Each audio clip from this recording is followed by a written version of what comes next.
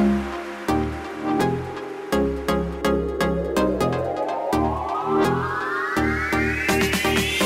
can afford anything, but not everything. Every decision that you make is a trade-off against something else, and that's true not just for your money, but also your time, focus, energy, attention, anything in your life that's a scarce or limited resource. And so the questions become twofold. Number one, what matters most to you? Not what does everybody else tell you ought to matter most, but what personally matters the most in your life. And number two, how do you align your daily decisions to reflect that? Answering these two questions requires a lifetime of daily practice. And that is what this podcast is here to explore. My name is Paula Pant. I'm the host of the Afford Anything podcast. Every other episode, we answer questions that you, the community, send in. And today, here to help me answer these questions is former financial planner Joe Saul-Sehy. Hey, Joe. Hey, it's so fun being back. How are you? I'm awesome. And you just came back from a trip to the Virgin Islands, yes? I did, yes. Stayed on St. Thomas, and it's great to see those islands recovering from not one, but two hurricanes. Actually, they had at the airport, there was a really cute saying on the wall that says, man, this place looks like a hurricane went through, or maybe two. Oh, they actually said that in the airport? They actually said that. And then it said, excuse our dust while we rebuild. Aww. And they used a little bit of humor to show that they've got some ways to go. But it was great, beautiful part of the world. If you have a chance to go, please go, because fantastic. Nice. Well, speaking of dreams and goals and things that people really want to do, that actually leads perfectly into our first question, which comes from Franchesca. So I'm 35. I started learning about getting debt-free through Dave Ramsey, but then came across your podcast. So my question is it possible to gain financial independence and invest in real estate if I start now? I have $12,000 in debt between consumer debt and student loans, and the large majority of it is student loans. I am just looking, I have hope, but I just want to know, is it possible? Have people done it? Just coming for some hope and trying to hear what other people, since I'm not starting in my 20s. Franchesca, the answer is yes. Absolutely, it's possible. 35 is young, very young. My parents were 35 when they moved to the United States, and they enrolled in grad school, or my dad enrolled in grad school at the time. So 35 for them was moving to a new country, going to grad school, and slowly saving up enough money that eventually they could buy their very first car, rent their very first apartment in the US, right? So where you are today is already 15 years ahead of where they were. I look at them now and they're 78 years old. My dad's turning 78 in February. And at 78, they've now been in the United States for 43 years. So just think of it like that. Starting today, you have 45 more years until you turn 80. And 80 might sound like it's far away, but think of how much you can accomplish in that time. Like I've seen my own parents do it, starting from nothing at 35 and eventually getting an apartment, which led to a cheap starter home, which led to a nicer home. And then they raised a child and then they retired. 35 is just not a late start. It's not. You've got decades and decades and decades ahead of you. Now, you mentioned that you have $212,000 in debt. I don't know what your income is, and I don't know how much you are able to save based on your current income and current cost of living. But let's just say, for the sake of illustration, that you earn, after taxes, $70,000 a year. And your cost of living is, not including your debt payments, $40,000 a year. That $30,000 difference is money that some of it will go to an emergency fund, some of it will get spent on other big ticket items, but some of it will go to, a big bulk of it can go to that debt payoff. And if you wipe out $30,000 a year worth of debt, we're talking 7 years until that thing is gone. Most people hold on to mortgages for 30 years. And I know a student loan is different than a mortgage, but don't think of it as this big insurmountable thing. Most people don't think, and the reason I make that analogy is most people don't think of their mortgage as this big insurmountable thing. People listening to this podcast might, who are a special crew, but the average American does not think to themselves, oh, I have $300,000 in debt if they take out a mortgage. And the position that you're in is you've got $212 in debt, but if you break it down into how much you can pay off per year and then calculate that out to how quickly you can have that paid off, that's a very short time frame within a very long life. Yeah, there's no age limit on beginning to chase your goals.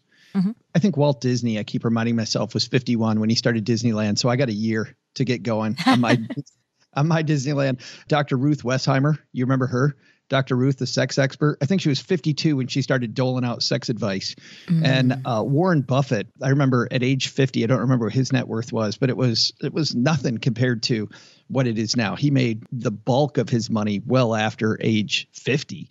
So at 35, she's got so much time. And let's not forget, Susie Orman was 45 when she published her first book.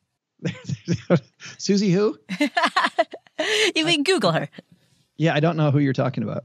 So I like all those things. But as a guy who has not just been a financial planner, but also been in training and has worked with people trying to go through what you're going through, I'll tell you this.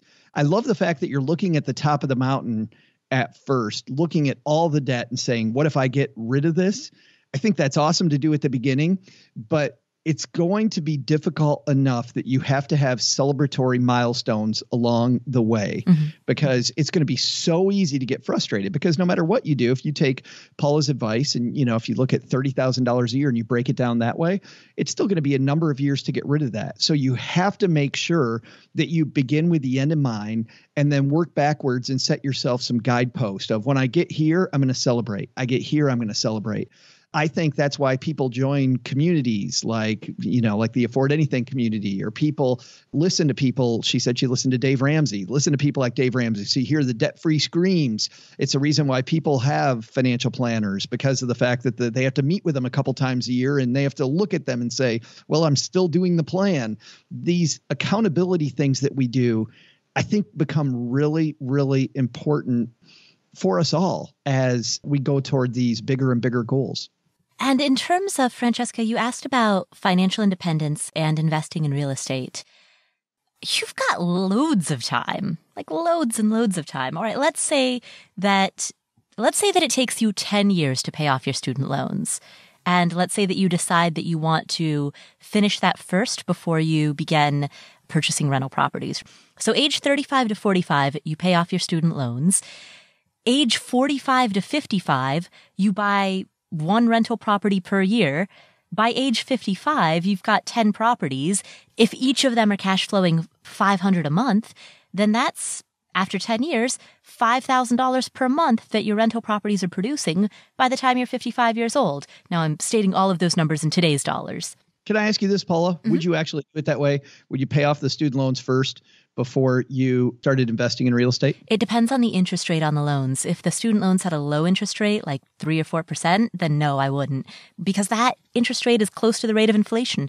So I would hold on to those and focus on investing in rental properties. Well, and the cash flow from those potentially might be able to also help make the payments more quickly. If there's that larger interest rate that you're receiving from the properties, or higher rate of return that you're receiving from the properties, then you're paying out on the debt. Yes, exactly. If the property is cash flowing $500 a month and your payments to your student loan are $200 a month, then now you've got $300 extra dollars that you can put towards those student loans. Credit card debt, I would definitely get rid of that first. Yeah. I would get rid of that. The great thing that I like about Dave Ramsey is he preaches a cash first lifestyle. I think everybody kind of has to go through that before you begin using things like leverage. And that's something that people do often when they buy real estate. So I would get rid of the credit card debt, nail your budget, get the basics, get the foundation in line, and then roll on whatever the plan is. Yeah. I think Dave Ramsey is fantastic for the basic building blocks of establishing a budget, thinking about how you treat each dollar that comes in, and making a plan to get out of debt. But that being said, don't let that debt be the hurdle. I mean, put it this way. there are plenty of people who buy a home at the age of 50, and rarely do they frame that decision in terms of, I'm still going to be paying on this when I'm 80. But if you buy a home at 50 with a 30-year mortgage, that's exactly what you're signing up for. And yet people don't think of it that way. Are you staring at me? Because you're about to buy a home, aren't you? I just did. Over Thanksgiving week, we closed on our new house. Is it a 30-year mortgage or a 15? Of course, it's a 30-year mortgage. I'm not going to pay it in 30, but it's a 30-year mortgage. So I always, if the interest rates are very close between a 15 and a 30, and this is a little bit of know thyself, but I will always give myself more flexibility because I'm an entrepreneur. I want to pay it out of cash flow, and I don't want to have to dip into my investments at all to do that. So if something happens, I want to have the flexibility to pay it more slowly if I need to. Mm-hmm. So I've always taken 30-year loans. Not best for everybody. I see people make that decision, by the way. They go with a 30 versus a 15. They talk an awesome game about making extra payments or adding to their payments, and they never do. Mm. And they end up with a 30. So know yourself first, but that's my strategy. But I swear you were looking at me when you said that. Well, I'm curious, actually. I'm correct, right? You don't frame it that way. Like when you signed your mortgage documents, was there a moment at that table when you thought to yourself, I'm signing up to still be making mortgage payments when I'm 80, assuming that I don't pay this off early? Never during the decision-making process. The only time was when we were sitting at the closing table that I turned to Cheryl and I went, I'm signing up for debt that if I do nothing different, isn't going to be gone till I'm 80 years old. Mm. And then we had a good laugh about it. But yes, I did frame it that way for, an hour. Mm. And what got you through that idea? How did you reconcile that? Oh, because I knew that wasn't the case. People that know me know that that's a pretty funny joke. That was me joking about just the fact of life that I'm signing up for something that's 30 years. I was never panicked about it. I'm not panicked about it now. I thought, you know what? Let's take the most flexible option that I can get. And that's the one. And so for somebody like Franchesca, who's wondering how long it's going to take her to pay off these loans, and then at that point, can she start to invest in rental properties? I know that it's not too late. And I know that, for me personally, I know that because I've watched my parents who started at that age. My dad went to grad school at 35, so he didn't start working until his 40s. That was the first time he ever earned money in US dollars. And so seeing what he built between the age of 40 to the age of 70, that's how I know that 40 is young. But I guess what I am trying to figure out is how to communicate that to people who have not had that experience, who have not seen that role modeled in person. I think that's the difficult thing. I think it has to be internal, which is why I really think you have to have milestones to celebrate along the way. Mm. And to celebrate. I bet your dad celebrated when he finished a year of grad school. I bet he celebrated when he graduated. I bet that he internally, and celebrations mean different things to different people, right? But when you finish grad school, you go, okay, great, fantastic. I'm through that. And then now I'm embarking on this new adventure, and then set up the new adventure and rock that new piece of whatever the plan is, and then rock the next piece. Well, thank you, Franchesca, for asking that question. Our next question is from Mackenzie. Hi, Paula. I'm a senior in college. I've been able to cash flow most of it, but ended up having to take out loans this past year. I was in a car accident about 4 years ago and just recently settled. With that money, I plan to pay back my loan and finish paying my tuition. I'd really like to start investing, and I've listened to your podcast religiously, but still get confused on where to start. Do I go through a financial advisor, or do you suggest me to do it on my own? And if I do it on my own, what account do I open? And do I throw it all of my settlement in at once, or do I do monthly payments to hit the market at different points? Thanks. Bye. Mackenzie, first of all, what account do you open? I would start with a Roth IRA because it's a retirement account in which the money that you put in, you'll get taxed on it now when you are presumably in a lower tax bracket than you will be in the future. And then all the money that's in there, the dividends, the capital gains, all of that gets tax-exempt growth. And when you go to pull it out later in life, all of that will be tax-exempt. So Roth IRAs are fantastic options, particularly for people who are young, who have many, many decades of compounding ahead of them, as you do. And for people who are in a lower tax bracket now, presumably, than you will be 10 or 15 or 20 years in the future.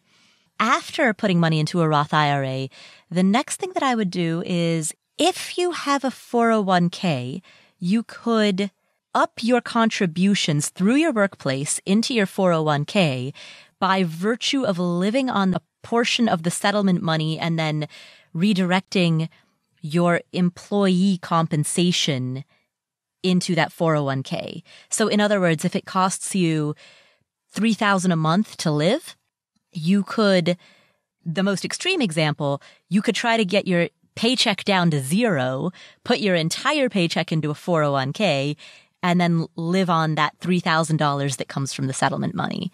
There are people who, when they get very, very aggressive about saving for financial independence, there are people who challenge themselves to go to paychecks of zero for some limited duration of time when they have alternate sources of income that can cushion their cost of living for that period. That's how I would get started. Now, in terms of, do you put all of the money in the market right away or do you dollar cost average it in? Well, the research actually shows that if you have a big lump sum, as you do, putting the entire bulk into the market in one big lump sum, statistically speaking, makes you more likely to do better over the long term than holding that money in cash and metering it into the market slowly. And the reason for that is twofold. Number one, according to historic averages, the stock market goes up more often or on more days than it goes down, which means that any one given day that you are not in the market is a day in which you are sitting out what is statistically more likely to be an up day. That's one reason. The other reason is because if you hold on to a big chunk of it in cash and only put a small amount in the market and then meter it out over time, then over the course of the time span in which you're metering that out, you will have a disproportionately high cash allocation.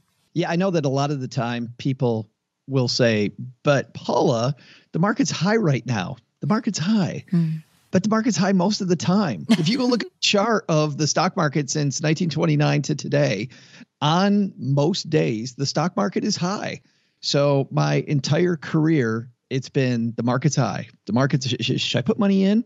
The market's high. Yes, the market is high. And people are even talking about, and I certainly, among other people, have talked about maybe an upcoming recession. You've seen the stock market really gyrating a lot more lately than it has the last several years on a daily basis. And when you see that, that even increases people's fear. But I started my career in the mid-90s. 1999, the stock market was really high. 2000 to 2002, this is like Joe's grandpa story right here. 2000 to 2002, the market went through the floor. If you invested in 1999, when the market was, quote, high, and now it's 2018, and you look at people saying the market's high now, and people were saying the market was high then, even though it went through a horrible 2.5-year tumble from the time that you would have invested at the beginning of 1999. You know what? Looking at it now in 2018, you are way ahead. You're light years ahead. So not playing the what's the market going to do over the short-term game is a fantastic strategy. But also a little bit of that is also knowing yourself. I know that some people have trouble just sleeping at night, you know, and so you have to know yourself a little bit. Exactly. And part of this is math and part of this is behavior. Now, according to what has happened historically, so according to probability as we understand it based on historic performance, the mathematically more reasonable choice is to put the entire lump sum into the market at once. But human behavior is the single biggest determinant of performance. Yeah. And so the most important thing to get right is not understanding historic norms. The most important thing to get right is understanding yourself. And if you know that if you put the money in and then the market tanked, and that would cause you to panic and sell and convert those paper losses into real losses, like if you know that about yourself, then you're better off slowly metering it in, not because that's what the data says to do, but because that's what your own inner psychology says to do. I think I've mentioned on previous episodes, I have a much bigger emergency fund than I think anybody would ever recommend. I'm sure that if I met with a financial planner and I told them just for Afford Anything alone, if I told them how much cash I'm holding as an emergency fund for Afford Anything, the business, they would tell me that I was cuckoo. But knowing that I have that runway and knowing that if income dries up and all of the sponsors go away and I don't sell a single course, like knowing that I still have about a year to live, or this company does, this brand still would have about a year to live, that is more valuable to me than any returns that I would otherwise make if I had that invested. That's where I thought you were going to start. I thought you were going to start with make sure you have a cash reserve before you said Roth IRA because of you loving a cash reserve. And I think in your head, you just skipped right to investing. Yeah. I think I love cash reserves so much that I just assumed that that part was taken care of. Yeah. Yeah. And a brand new investor might not think that. So I would actually do cash reserve first. Yes, I agree. And then I think the Roth IRA is an awesome option, partly because of the fact that you can get at it for something like a house, let's say. So you still can get at that money. So I really do like that. I want to address the part of the question about, do I open it myself or do I open it with a financial advisor? Go for it, Joe. I see this on online forums all the time, that I fired my financial advisor because my fund is beating my financial advisor. So I went to a financial advisor. The financial advisor recommended XYZ fund. I went to some other place and I bought a fund that beat that. So I realized that my financial advisor was fireable, so I fired them. And then a bunch of people jump on the post and go, yup, you can invest on your own. Don't hire a financial advisor. My take on that entire conversation is that financial advisor should have been fired, because that's not what a good financial advisor actually does. I don't hire a financial advisor to invest my money for me, to take that out of my hands. Here's what a financial advisor does. Think about a rock star with an agent or a sports star with an agent. A good financial advisor helps you rectify when you have competing goals and to help you set those goals in order. There's somebody to bounce those off of that's a third party, not related to you. They don't know you. They're an objective outside party that can say, hey, you know what, Paula? Maybe you should look at it this way. What do you think if I said XYZ? Then Paula answers, and we have this great discussion about which goal we should chase first. And then when it comes to your risk management decisions, how much risk should you take?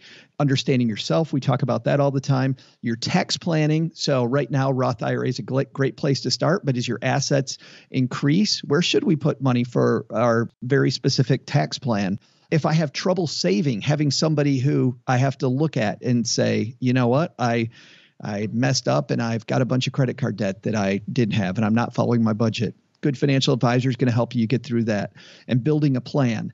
Maybe then your advisor says, I recommend XYZ, and maybe they're an investment advisor as well. But somebody to plot just an investment strategy versus a financial advisor are two totally different roles. I don't see much point anymore. I'm about to make a lot of people mad. Ooh. I don't see much point anymore for a lot of people to have an investment advisor only. I don't think so. I think having a financial advisor and then maybe having that advisor invest for you, if that's a part of their overall service and you like the fact that everything dovetails together, so your advisor's helping you invest it according to this plan, then I think that's okay. But I still see it as secondary. I don't see it as the primary goal of an advisor. So to clarify, Joe, just in case there are people who are listening to this who are wondering, when we talk about a financial advisor, we're talking about somebody who is the quarterback for every financial component of your life, including estate planning, planning to saving up to buy a house, retirement planning, like the holistic picture of your financial life. Whereas an investment advisor specifically is the person who specializes in your investments and your investments alone. Yes, but I will only disagree with one word. Okay. And I think it's overused a lot. I don't like the word quarterback. Okay. I think if you are not the quarterback yourself and you try to delegate that to somebody else, shame on you, and you did it wrong. I think people go to a financial advisor And I hated this when I was a financial advisor. People would come to me and go, okay, financial advisor boy, dance. Show me what you're going to do. I don't know what I'm going to do. I'm your coach. My job is to take you and make you stronger. You are the quarterback. I'm your conditioning coach. I'm your agent. I'm your guy watching out for all of your blind spots. You are the quarterback. But whenever somebody came to me and they said, no, I just want to give it to you and you take care of it. And then I'm going to get mad when I have no idea what the hell's going on 6 months from now. And then I'm going to get in some online forum and I'm going to complain about you because I was dumb enough to hand over all my quarterback duties to a third party. Drives me crazy. Got it. Slightly, as you can tell. Yeah, no, I can tell. That makes sense. It's like people who would go to a therapist and say, all right, I'm here. Fix me. Right? Exactly. It drives me crazy. You can't do that. And every time I see financial advisory, not every time, but often when I see financial advisory posts on online forums, the entire community is looking at financial advisors in what I think is very much the wrong light. So I hope indirectly, by the way, that answers the question, which is no, this is not what a financial advisor does. I wouldn't hire a financial advisor to do this. I also don't think I don't know, but I don't feel like you have competing goals. If you're just starting out, I don't think risk management is a big issue. Just know yourself. I don't think tax planning is yet a huge issue. It might be. You're excited about saving. You called into this podcast, so I don't think that's an issue. I don't know, but I don't think that building a plan with a third party makes a ton of sense right now. Just get the money invested. So nope, don't think it requires a financial advisor for this particular thing. Nice. The former financial advisor is saying, don't hire a financial advisor right now for you, Mackenzie, in your situation. Right. Which is also why we should caution people just about getting, your advice from anybody or anything. Getting advice from just a podcast or getting advice just from handing over all your stuff to a financial advisor and telling them go, go, go. Don't do it. Always check, always know what you're doing, know the basics. You don't have to know everything about everything if you hire a financial advisor, but know enough to spot check.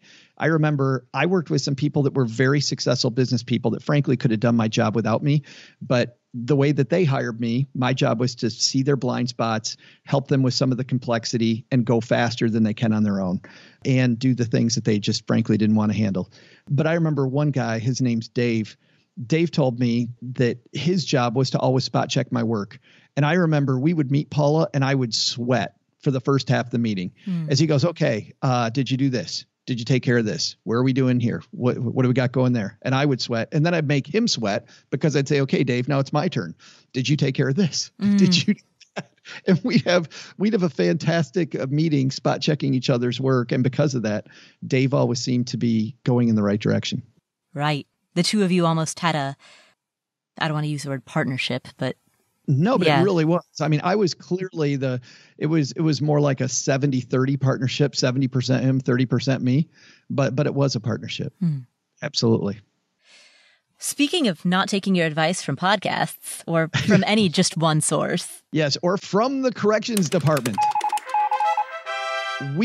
Last time I was on, we had a great question from somebody about the difference between a Roth 401k and a Roth IRA. And this is what I love about this community is that we talk about a lot of stuff, Paula. I talk about finance all the time. And you know what? I wasn't thorough enough in my answer. And I actually said something I think is factually incorrect. And thank you to Colin for catching this. So thanks a ton, Colin, for writing in. But there's a critical difference between a Roth IRA and a Roth 401k. And in a Roth 401k, when you pull money out before ages like 59 and a half, you pull it out pro rata. I said you pull it out LIFO, last in, first out. Not true. Not true at all. You pull it. So let's say it's 90% money you put in after tax money because it's a Roth, and 10% is the growth. Unless you're taking it out, when you're allowed to lawfully without having a penalty, or B, following some of the exceptions to age rules like separation from service, a disability, a home purchase. If you're just taking it out, let's say, to go buy a new car, which by the way, happens all the time, and it's absolutely horrible. It's rotten.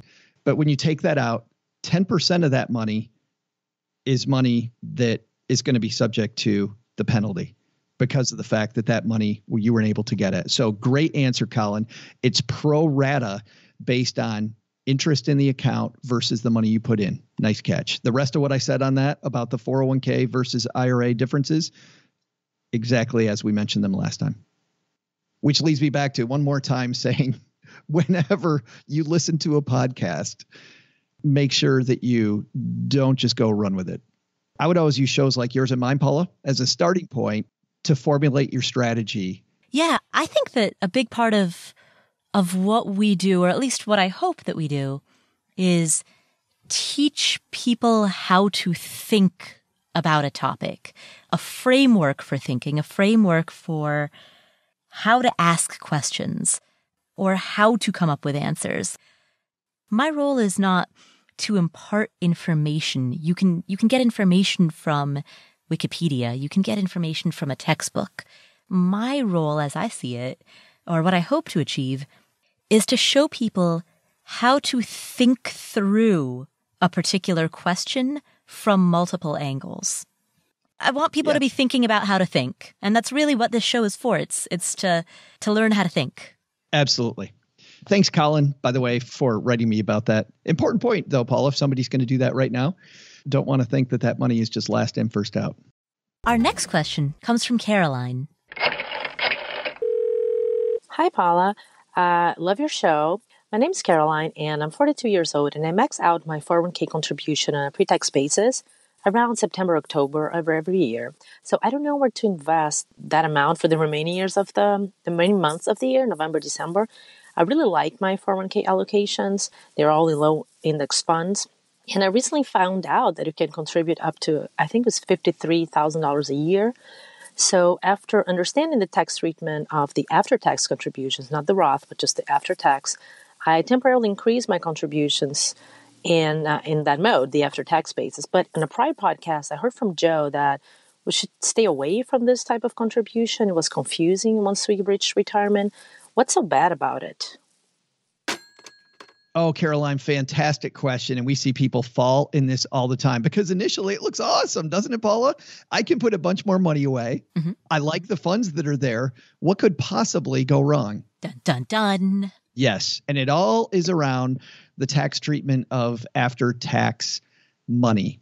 When you save money after tax, but not in a Roth, the money that your money makes, the returns on that money now have also never been taxed. But remember, you put money in after tax like you will with a Roth, but the money that it made does not have all the cool bells and whistles of being able to take the money out tax-free later on like a Roth can. So this money, number one, can never be allocated with your other. Let's say you leave your job and you want to roll that money to an IRA. I've seen people do that before. The new IRA provider knows nothing about really what's going on. You roll that money over, and now you have all this money that's after tax. You've got money that's pre-tax, and you just commingled it with other money that was all pre-tax. And now you don't know how much is after tax and has been taxed. You don't know how much is. It becomes a huge tax nightmare figuring out what's what. Now, an easy answer to this is, well, this is easy, Joe. I'll just leave it in my 401k and I'll keep it separate, which is fine, assuming that your employer between whatever age you are now and the age that you're going to get that money does the right thing. Because the bad news about a 401k is that even if you've got a phenomenal 401k now, you are a passenger. You are not in control unless you're one of the fiduciaries on your own plan. You're on the steering committee for the 401k investment choices. You're a passenger.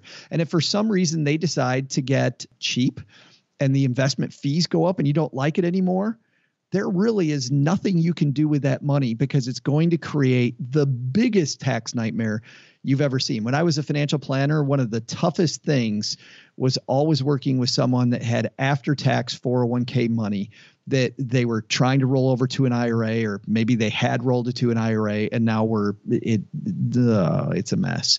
So when I say you shouldn't do it, it's just to avoid a ton of messes. The best way to avoid that mess is going to be if you can do what's called an in-service withdrawal from your 401k, roll that money to an IRA by itself so that we know ahead of time what's after tax and what's pre-tax. Do not commingle it with other dollars, and then do a backdoor Roth IRA with that money alone. You solve the problem and you created a backdoor Roth IRA, which is much smoother and very easy for your tax professionals to help you deal with later on down the road. Wow. I've never heard anybody describe a backdoor Roth IRA as smooth, because when I set up a backdoor Roth, I swear, nobody seemed to know what I was talking about. I talked to my CPA. I talked to the people at Charles Schwab. Literally everybody was drawing a blank. And I'm like, seriously, it's a backdoor Roth. This is supposed to be common. Why is nobody getting this? Yeah. And Michael Kitzes, who you and I both know, has said publicly, and I totally agree with this. He's like, listen, dudes, if we want to keep this loophole alive, we have to quit calling it a backdoor Roth, which I totally agree with. Calling it a backdoor Roth tells the IRS, we might have a little loophole here that we're.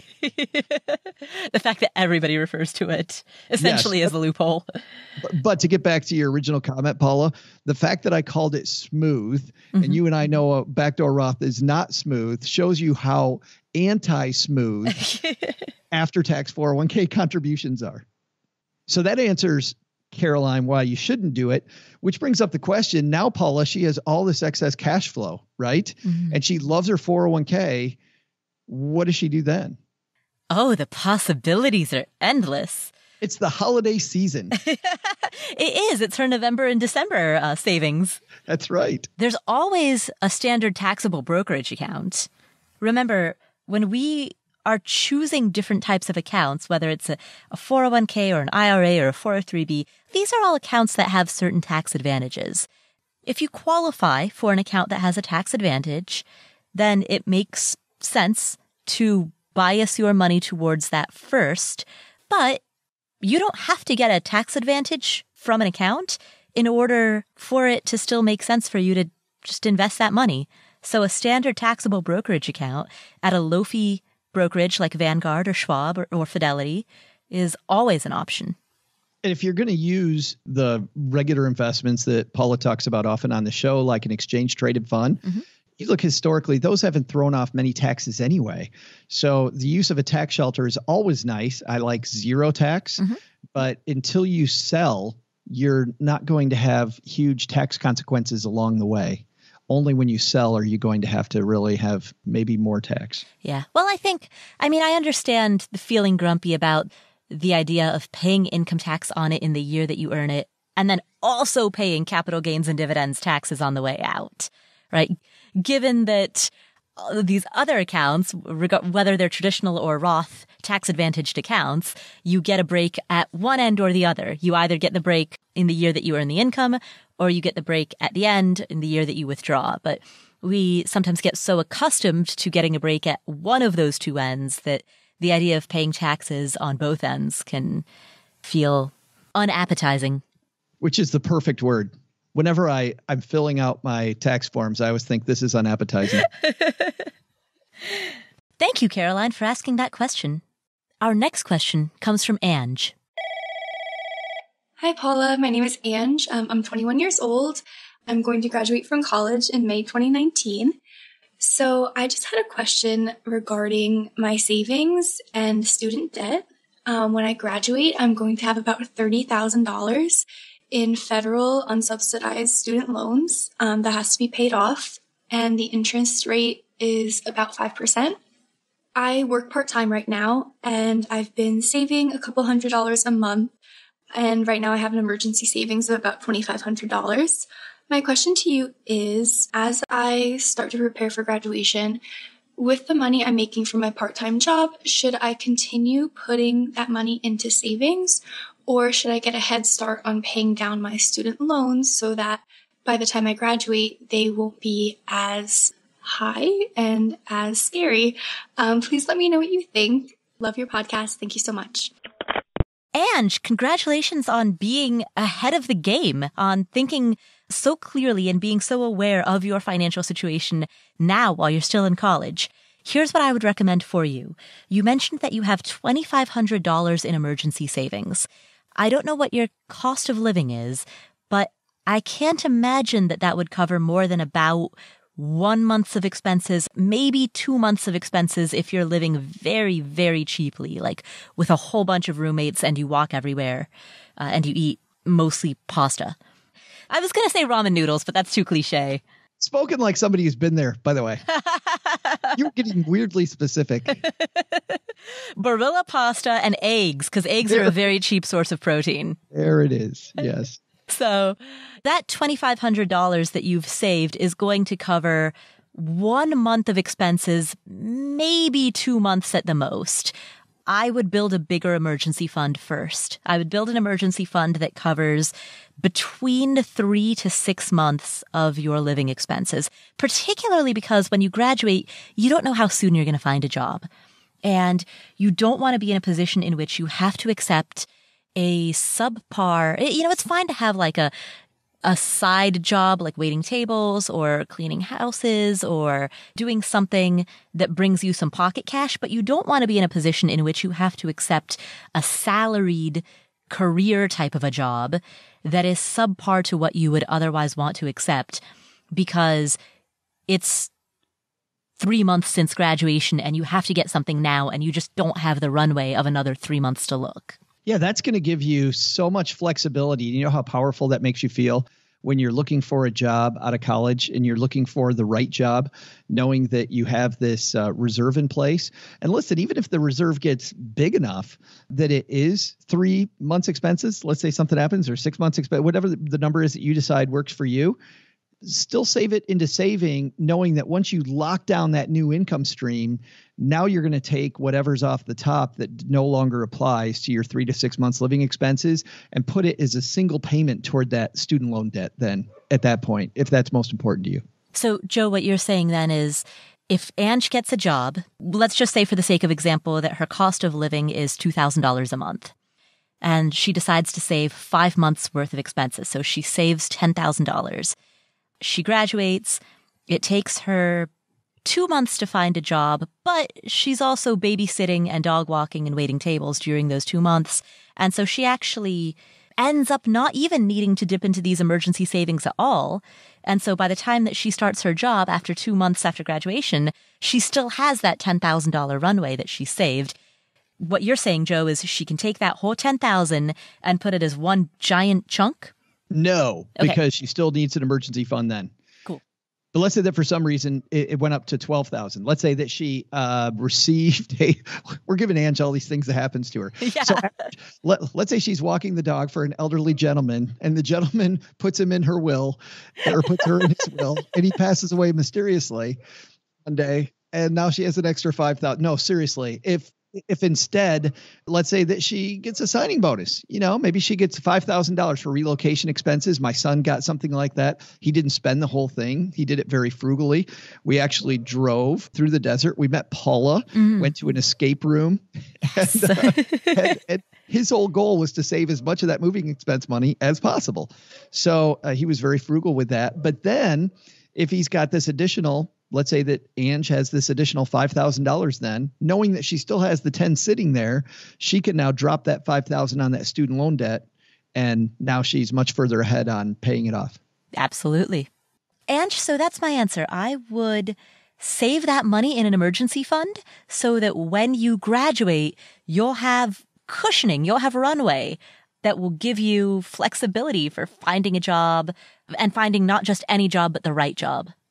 And like I said, you might not even need it. You might have side gigs that provide enough for you to live on, but the peace of mind that you'll experience from knowing that it's there, from knowing that you don't need that babysitting money while you're looking for a job, that peace of mind alone is incredibly valuable.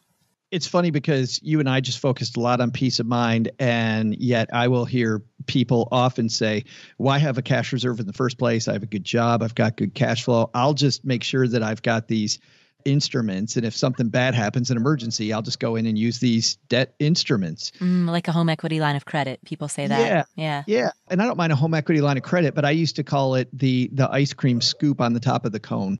You'd have your first, second, maybe third tier reserve, and then you might have the scoop, an open line of credit on top of that. But instead of trying to maximize every dollar, what I love in a bumpy market like we're in now is having that reserve makes you more confident in your investment decisions. If you're super aggressive with your investments and the market's bouncing around all over and you don't have an emergency fund, I believe you're going to sweat a little. You might sweat more than a little.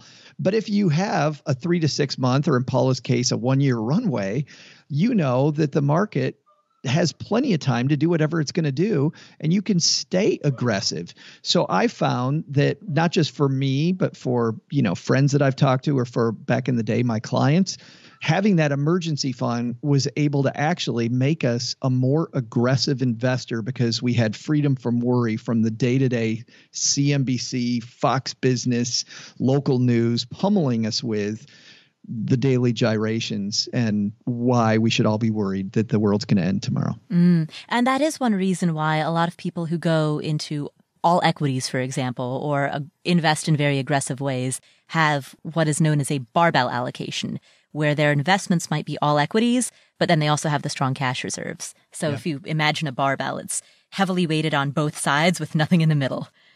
So to be clear, Afford Anything has a 1 year runway. My rental properties have a runway of 3 months of gross rent, which is approximately 6 months of operating costs. And I personally have a runway of actually only about 3 months of personal expenses. But my businesses have good runway. But your businesses are what you rely on for fuel, which makes that secondary reserve less important. That truly does become a one-time emergency fund in my head. Like if you have a big emergency or big opportunity you want to take advantage of, because your businesses have these other funds and your streams of income have emergency funds attached to them, you can take advantage of an opportunity much more quickly with your personal money because you have that freedom from worry because of the other reserves. Right. Yeah. So, Ange, congratulations again on being so on top of it as a student. I think that's fantastic. The fact that you know exactly what your student loans are, you know exactly how big your emergency fund is, you're saving, you're thinking about precisely how to manage future money. You're doing things really well. So congratulations. Keep it up. Our next question comes from Erica. Hi, Paula. Given the dire warnings in the new UN climate change report, I want to ensure that my investments go toward promoting a sustainable world. My Roth IRA and 401k are in 2 ESG funds with Calvert and Trillium that screen for good corporate practices, although the fees are fairly high. I also see that Vanguard has an ESG index fund, but I'm not sold on some of the holdings in its portfolio. What advice would you give to investors wanting to address climate change, either through mutual funds or otherwise? Thanks. I absolutely love this question, Erica. And you know why I like it, Paula? Why? It actually has less to do with ESG investing. ESG investing, which is environmental, social, and corporate governance. Governance. Governments. Governance. No. It's what? Mints, like you'd eat a mint. Governance, like Nancy Kerrigan. Well, no, but no. The government hands out these mints to people that invest this way. You've never heard this? I'm obviously kidding, and I hope Steve leaves all this in. My mouth doesn't work great some days, but the reason I like it is I love it when an investor is passionate about the things that they're investing in. And this is what I like about the real estate community when it comes to investing.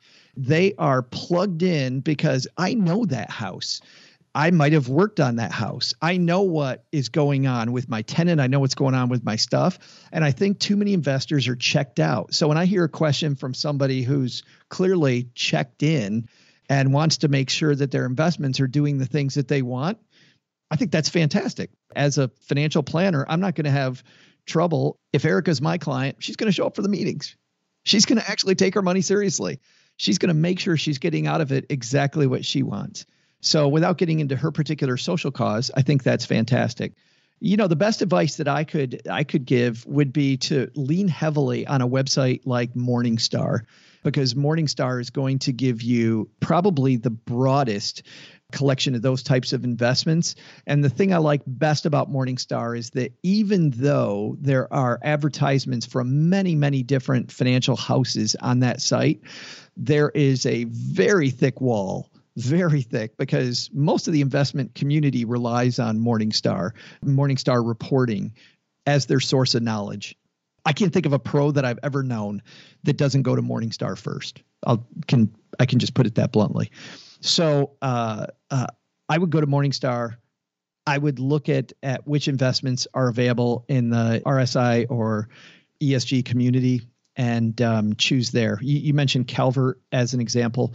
Calvert has a great track record of social responsibility, but you're right, has very high fee. You're going to pay for it. And I think that ESG investors know that you're going to pay for it. I think the thing to do also is, Erica, is continue to, if you're this passionate about it too, keep leaning on companies that are in that space about their fees. And I think as we see more people be not just activists about the investments inside, but also activists about the fee structure of those investment streams, I think they'll open up to a wider array of people. Now, Joe, within your answer, you mentioned RSI. You meant SRI, right? Socially responsible investing? No, I meant RSI. Of course I meant SRI.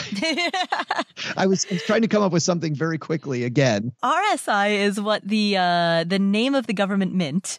Right. Ron Sally International. So those are 5 questions that are specifically about money and investing. We're going to close this episode out with a question that is a little bit about entrepreneurship and side hustling, and specifically, it's actually a question about podcasting. So it's going to get a little inside baseball. Hello, Paula. My name is Schaffer, and I've been listening to you for about a year. I'm a huge fan. I think that you're down-to-earth, thoughtful, and principled, and you just create a really good podcast. And speaking of podcasts, I'd love to learn about how you got started with podcasting, a little bit about the nuts and bolts, the prep work, and then the journey in general, what you've learned along the way. Thanks so much. Anonymous, first of all, thank you. I am flattered that you think so highly of the show. I'm really glad that you're part of the community. I recommend that you leave a review if you haven't done so yet. Wink, wink, nudge, nudge. Hashtag peek into the brain of a podcaster. Yes, right there. That is, she's learned right there. Something positive, please leave a review. How did I get started? To be embarrassingly super honest, this is not my first podcast. I had a podcast before this that I don't think anyone listened to. We had, I don't know, maybe 10 listeners in an episode. I don't even know what the stats were. I recorded it with a co-host when I lived in Atlanta. And back then, I was thinking that podcasting sounded fun, but it also just sounded intimidating. And for me, when I thought about blogging, that seemed much more doable because I've been writing my whole life. So writing is writing. But the thought of moving into a broadcast medium, I had no idea how. And so to get started, myself and a co-host in Atlanta, we got together in person and we just recorded a bunch of episodes. And we didn't do interviews. We didn't really plan the episodes. We basically just, I think we had we did. We had microphones. So we basically just plugged a microphone into our laptops and recorded it and uploaded it to a hosting service called Libsyn, Libsyn. We'll link to it in the show notes. It's what I still use. And from that, we created our very first podcast. And like I said, we had no listeners. And the idea behind it was basically to get our feet wet and to make it feel less scary. And so we recorded, I don't even remember how many episodes, maybe 30-ish, each episode being 5 or 10 minutes. Then we stopped recording and then eventually we pulled it off the air.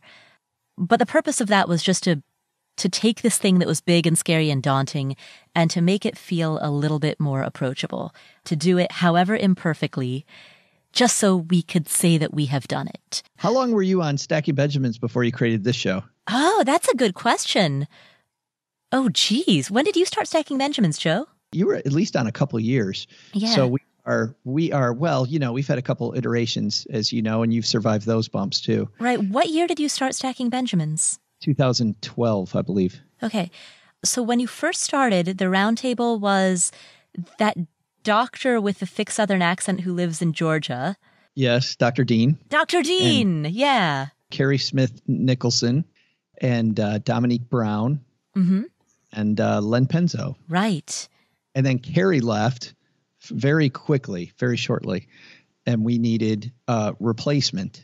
Is that when I came in? And you were nice enough to come in. So I'd say probably that was within, 6 months of starting. Wow. So I joined the crew of the Stacking Benjamins podcast. And I remember, Joe, you would send us emails saying like, today we had 42 downloads. Right. So excited. Yeah. See 42 people in a room. You're like, that's a lot of people. I think I still might have the email from you the first time that you topped triple digits in downloads. The first time you were like, more than 100 people downloaded this episode. I was so excited. And you know what? And Joe, I remember at that time that everything that you were doing also felt very intimidating. It felt very like magic. Like I had no idea what you were doing. I knew that my role was just to show up to the microphone, but I had no clue what you were doing. And you had all these fancy statistics and numbers and stuff. Yeah, exactly. And a plan, and you did things, and you planned the episodes. Well, this is about you, not me, but I do want to say this. I waited a year to start that show before we actually did it. And if I had anything that I would do differently, I wouldn't have waited a year. Because while those hurdles that you talked about and I spoke about earlier exist, they're one-time hurdles. Right. And I think even though, we've segued away from talking about investing, I think that's the same when you're saving. A lot of these hurdles people have are one-time hurdles. And so just jump that one hurdle and the next time it won't be as daunting. And I should have jumped it earlier. Waiting 12 months now just makes me go, oh, what could have been. Right. Because if you think about the growth of a show and you think about where you were a year ago versus where you are today, and you project that out, all right, we talk so much on the show, linking this back to investing, we talk so much on the show about opportunity cost and about how growth compounds upon itself. And what that means is that the earlier you get started, the faster you learn, the faster you iterate, the more you grow, and eventually that growth compounds on itself and it turns into more growth, right? I started that one podcast, then we ended it, and then we pulled it off the air, and then there was probably a good 3 or 4 years between when I had that podcast versus when I started this one. I was going to mention that. What I love about your show is that even though we're talking about audience size and show growth, and sure, if you're going to keep podcasting, that's important. And if you make a good show that's true to who you really are, instead of making a show that you think is going to, quote, sell. Like I've seen so many shows come and go that people thought, oh, well, this will sell. Make a show that you would want to listen to. When you look at great shows, I think that's what makes a great show. Yeah. It's a commitment to quality above all else. It's a willingness to practice publicly and create stuff and put it out there that years later you will look back on and think, wow, that's embarrassing. That is my favorite quote, by the way. My favorite quote by a great podcaster who I respect a lot. He has a show called 99% Invisible. A lot of people listening have heard of it. His name's Roman Mars. Roman Mars said, the stuff that I created a year ago, I'm embarrassed by. And the stuff that I'm making now, I hope like hell 12 months from now, I'm embarrassed by that. Right. You're always reiterating. I heard this phrase today, and I love this phrase. And it describes me when it comes to my podcast. And I think Paula describes you, that you're always in beta mode. Always in beta. I think about my podcast as beta mode. Let's try this. You and I were talking earlier before we started recording about some dorky thing that I've thought up for my show, and just always be in beta mode. And I think it makes it more fun for you, more fun for the audience, and always innovative. Right. So to answer your question, number one, if you're thinking about starting, just get started. Don't do what both of us did, which is decide that we want to start and then wait for years before we actually did so. So yeah, number one, the only way to start is by starting. So start. Number 2, the more you produce, the more that production is practice. And as you move through the years, you will find that is always true as well. Every episode is practice for the next one. And if I can add my third to a question that wasn't addressed to me, is make a show that you're proud of. No matter what anybody else says, just make your thing. You're not going to find your voice at first. Mm-hmm. It takes a little while, but make a show that is the exciting thing that you want to see in the marketplace. Right. I listen to each of my episodes multiple times. I mean, when I'm going through the editing process, I listen to the entire first draft, notate various edits. I will listen to, if not all of it, then at least major snippets of it again, oftentimes. And then when it comes out on Mondays, I then listen to it again. So I will sometimes hear the same show 3 or 4 times. Similarly, I listen to the pieces. Mm-hmm. And, and as Paula said before, we have a big writing process of writing the Stacky Benjamin show. So there's a lot of prep work that goes in ahead of time, but similar to what Paula does. Mm-hmm. Afterwards, after Steve puts the show together, I do the final edit. Mm-hmm. I always give it the final edit and give it my thumb up before it goes out. And generally, I'll cut another, 5 to 10% of the show. Yeah, I do the same. Joe and I both have the same editor, this guy named Steve. Say hi, Steve. Hey, Paula. Longtime listener. Big fan. I figure your voice should cameo. Steve. So specifically, if you want to know my workflow for these episodes, the ones in which Joe and I answer questions, so not the interview episodes, but these Ask Paula episodes, here's exactly how it happens. We use a service called SpeakPipe to gather the voicemails. My assistant, Erin, goes into SpeakPipe, listens to the questions, notates down whether they are real estate or non-real estate, and then notates the episode number in which each question should be answered, depending on mostly first come, first served. I have a spreadsheet that's an editorial calendar in which I note down the date, the episode number, whether it's an interview versus an Ask Paula, and all 4 of the sponsor slots, plus I leave a blank column next to it for the timestamps for each sponsor. So I'll look at that spreadsheet on the editorial calendar. I'll know that there's an Ask Paula and Joe episode coming up. I'll go into SpeakPipe. I'll pull out those questions, listen to all of them, email them to Joe. Joe and I arrange for a time to meet. We sit down, we record the episode. Often, before we record, we have a conversation about what we want to talk about during the episode, what major points we want to hit, all of that. So there's a pre-episode meeting. Then we record the episode. Once it's recorded, I put it in a Dropbox folder. Steve gets the episode. He edits it. He sends me that first draft. I open up another spreadsheet. Column A are timestamps for cuts. Column B are timestamps for restarts, so when that cut finishes. And then column C are any additional notes. So I'll listen to the full episode, and I don't listen to it while I'm multitasking. I have to listen to it at my laptop because I'm constantly hitting pause and then writing down timestamps. So it will take me 2 hours, 2.5 hours sometimes to listen to a 1-hour episode because I'm sitting there, giving it my full attention and pausing it frequently in order to note timestamps.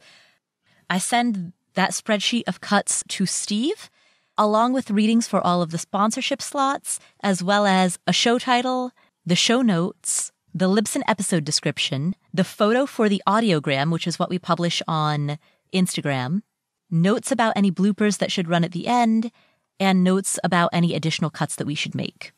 Steve will then do a second edit of the show based on all of that feedback.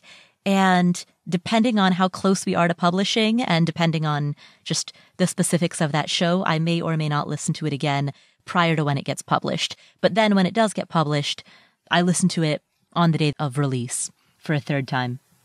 And those are just the Ask Paula and Joe episodes. For the interview, these are the easy ones. The interview episodes are a lot more prep work because if I've got a guest coming on, I will read the most recent book that guest put out. When James Clear came on, I read all of Atomic Habits cover to cover. When Susie Orman came on, I read her most recent book, Women and Money, cover to cover. I make sure that I do that so I can have an informed conversation with the guest. And what that means is that every time I have a guest on, that's an 8-hour commitment right there just to read the book. That's not even counting the process of choosing guests, approaching them, asking them if they want to come in, all of the other administration as well as high-level strategy thinking that goes along with it. Yeah, researching which guests are going to be appropriate for the show, which guests are available. I don't know about how you do it, Paula, but I have also multiple other ways that I look for guests that might be outside the usual realm of, and I'm sure you do too, that might be outside the usual realm of financial people that can still give great lessons to the community. So, and that process generally starts about 5 weeks before an episode goes to air.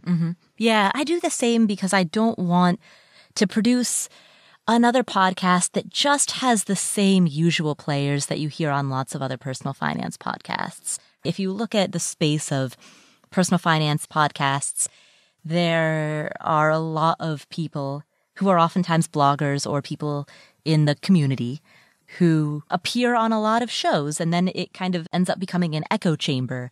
And so I like breaking out of that by going to cousin genres. So I like talking to productivity experts or people who are experts in behavioral economics or the decision sciences.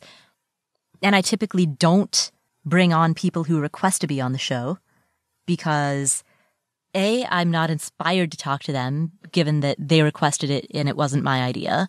And if I'm not inspired, then I'm not going to want to do 8 hours of prep work. B, people who request to come on my show often are making that request of multiple shows, and I don't want this to be yet another echo chamber show with the same guests. Yeah, so that's a lot of the thinking that goes behind an interview guest in addition to the actual preparation for the guest. And that is all in addition to writing the show notes, creating the audiogram, notating the timestamps for cuts and restarts, notating the timestamps for the outro quotes that go into the key takeaways at the end of the interview episodes. There are many, many hours of production, both pre-recording and post-recording, that go into every single episode. Joe, I know you do that too, and I think it's because of the fact that you and I put so much effort and labor and thought into every single episode. That's why we both are in that very, very narrow percentage of podcasters who earn enough from our podcast to be able to make a full-time living at this. That's a slim group of people. And I think that part of the reason behind that, there are many reasons why, Joe, your show and mine have both succeeded, but I think part of the reason is that there are so many people who think that podcasting is nothing more than showing up to a microphone and talking. And when you 10x the workload, you often also 10x the results. Well, and I think it's differentiation. I think in any crowded market, and especially a market where there's a low barrier to entry, when there's so many different choices on the store shelf, you can't have a Me Too show. And you have to be making that show that appeals to a certain amount of people and then go out and find those people and consistently lead those people where you want to lead. I've never been bad. This is going to sound horrible. I've never been big on asking my audience what they want next. Oh, yeah, no. I have a whole rant about that. Yeah, I've never been big about that. You know, this is, you show up in my kitchen and I'm the chef and this is the chef's table. My show's the chef's table and you're going to get what the chef is serving that night. And he's going to give you as much artistry as he can possibly pull out in every episode. And that's the fun of it. Yeah. You know? I absolutely agree. My entire speech at the World Domination Summit was about that topic. And if you want to go back and listen to that, the title of that speech is How to Lead an Authentic Life. And we played it in a previous episode. You can find it by going to affordanything.com/episode 138 if you want to hear me deliver a speech about how authenticity is the art of not giving a shit about should. And if you're going to do that, which I think is the correct path. Well, I'm even going to go stronger than that, which I know is the correct path. You also have to have a thick skin because you're going to have members of your tribe that do not like the way that you're taking the show. And I'll tell you, I mean, and Paula's been through almost every single one of these. We've made some pretty severe changes to the Stacking Benjamin show over the years. And the last major change we made a couple of years ago, I lost a third of my audience after that change. I mean, they were just gone. And I got so many letters saying, oh, the old show was so good. The new show is not that great. And I had to believe we weren't good because of the fact that we hadn't done it very much. The old show we had down. We didn't have the new one, but I thought the new one was more was more who we really were. And it more represented the life of what that show is, the circus that it is. Within 4 months, though, we had not only recovered all that audience, but that's when the awards started coming. Mm-hmm. And as, I mean, I'm going to sound like I'm bragging my head off, but the awards came quick after that, and the audience size grew quickly. And as I mentioned, I wasn't that worried about the audience growing. I wanted the show to be more about what it was. So I had to be firmly rooted in, I'm leading, not my tribe. Mm. One of my quotes in that speech that I gave in episode 138 is that design by consensus, by definition, yields average results. But I do remember, though, Paula, mm-hmm. thinking 2 weeks afterwards, what the have I done? Mm. I totally remember thinking, and then I went, nope. Like, then I go back through all the boxes. Did I? Yes. No, this is exactly where I want to go. It is what it is. It's what I like better. It's definitely where I think we need to be, which I think ultimately makes it more fun. It isn't fun putting on a show that's all requests. I will say this. Yeah. I love quotes by top podcasters, and I try to listen to as many top podcasters as often as possible. I believe if you get into anything, go find out what the people who are really good are doing, and don't try to do what they do, but learn from their technique and what they think about and how they work, because there's a reason why Roman Mars is great. There is a fantastic Disney podcaster named Lou Mangello. And Lou Mangello, going back, Paula, to what you said earlier about the microphones, comparing microphones or comparing equipment or whatever that might be, he had this great phrase. He said, nobody went up to Michelangelo and said, is that a number 2 brush? Where did you get that brush? When he's doing the Sistine Chapel, nobody's asking Michelangelo about that. You know why he's great at this whole Sistine Chapel thing, Paula? It's because he's using a whatever brush. He uses this quality paint. Nobody thinks about the paint. Nobody thinks about the brush. That's not where the art is. Certainly those have to be up to speed, and they can't be friction. Anybody that took communication 101 in college, or heck, even in high school, knows that there's a sender of a message and a receiver of a message, and there's friction in between. My goal with my equipment is to make it good enough to make sure that there is as little friction as possible between my message and my listener. I've listened to plenty of podcasts where I can't get the message because it sounds like crap. Mm-hmm. I guess that is the fourth and final point to your question is whatever you produce, make it your art. And I realize this might sound like a funny thing to hear from a personal finance podcast, but when it comes to something like this, make it your art and the money will follow. Don't try to make it too much of a business, especially in the beginning, because those don't succeed.